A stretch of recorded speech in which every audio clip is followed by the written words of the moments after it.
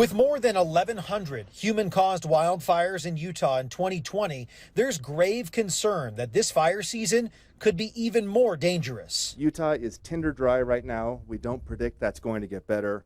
Please help us not to burn the state down. Here's how many fires had sparked by late May of previous years. They increased from 2019 to 2020.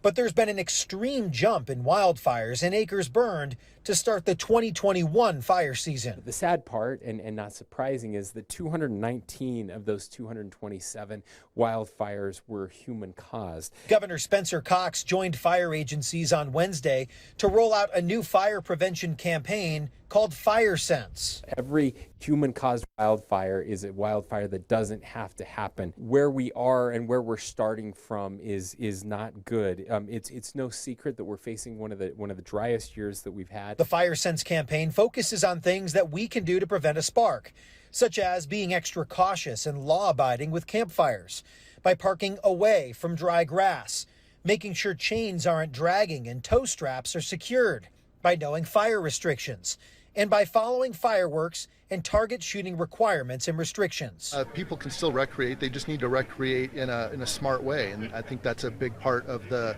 Fire Sense fire prevention program that the governor rolled out today. With 100% of the state of Utah under drought conditions, fire officials want everyone in the state to use Fire Sense as we near the month of June, which is typically Utah's worst month for wildfires. Very likely by midsummer, by July, we're probably going to see all-time record dry levels in all of our fine to heavier fuels in the forest. So it's what we're bracing for. Brian Schnee, Fox 13 News, Utah.